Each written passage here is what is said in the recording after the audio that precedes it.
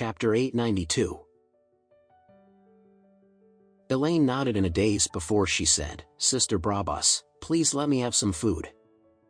Otherwise, I'm really going to die." Brabus sneered before she poured the rest of the porridge in the lunchbox on the ground. After that, she tapped the porridge on the ground with her toes before she sneered and said, "Do you want to eat something? If you want to eat it, then you can just lick it off the ground." When Brabus had asked Elaine to lick the porridge off the ground yesterday, she was very unwilling to do so. This was because Elaine felt that she could not kneel down and do such an embarrassing and humiliating thing just to get some food. However, she could not be bothered about her own face and reputation anymore. Who cared about all of that indiscretions as long as she could fill her stomach? So what if she had to kneel down and lick the porridge off the ground? Therefore, Elaine knelt down and she started to use her tongue to lick the cold porridge off the concrete floor without any hesitation at all. Lady Richard was stunned when she saw this scene for herself. When she thought about the possibility of Elaine being locked up for the next 10 to 20 years, she could not help but feel very excited. Elaine started to lick the porridge off the ground bit by bit, and even though she ate a lot of sand along with the porridge, she did not care about it at all. At this time, the prison guard opened the door of the cell before he looked at Elaine and said coldly, "Elaine, come with me.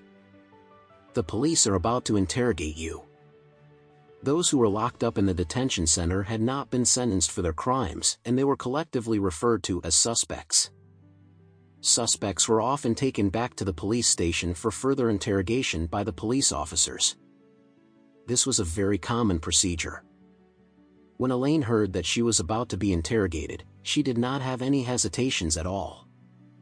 She quickly stood up with much difficulty before she started crying as she rushed towards the door. After that, she looked at the prison guard as she begged, "Please, please take me away quickly." Elaine did not know that this interrogation was just a good show that his son-in-law, Alex, had arranged for her. When the prison guard saw the miserable state that Elaine was in, she could not help feeling extremely shocked. She had wounds all over her face and body, and her 2 front teeth had already fallen out. He quickly said to Elaine, "Come out quickly and follow me. The police officers who are here to pick you up are already waiting for you outside." The 2 police officers who were here today were the same 2 police officers who sent Elaine here 2 days ago. They were both a little dumbfounded when they saw the state that Elaine was in after less than 48 hours.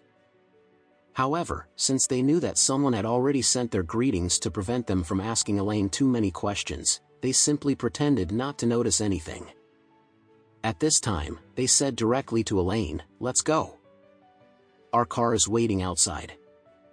After that, the man took a pair of handcuffs as he walked towards Elaine and handcuffed her hands behind her back. Elaine followed the 2 police officers out as she asked them nervously, "Comrade, officer, I was really wronged. Did you make any progress on your case at all? When will you be able to clear my name? When can I go home?" After she was done speaking, Elaine could not stop herself from crying bitterly. The police officer replied, "You are now involved in an international fraud case. This is the largest international fraud case ever recorded in the world, and you are the first suspect that we have ever arrested. You are a key suspect in our investigation, and we have already achieved a breakthrough by arresting you." After that, the police officer continued speaking, "If you have any accomplices, it would be better for you to confess now and give us a list of your accomplices. If you help us solve this case, we can also view it as a meritorious service, and we can give you a more lenient punishment then." Elaine cried bitterly as she trembled and said, "Comrade, officer, please believe me. I am willing to swear on my life that I really did not know anything about this at all. The person that you should be arresting is my son-in-law. I can lead you to him now. If you have any problems or questions, you can ask him about it. You can even shoot him to death if you want to. I would not have a problem with that at all, but you should not be arresting an innocent person."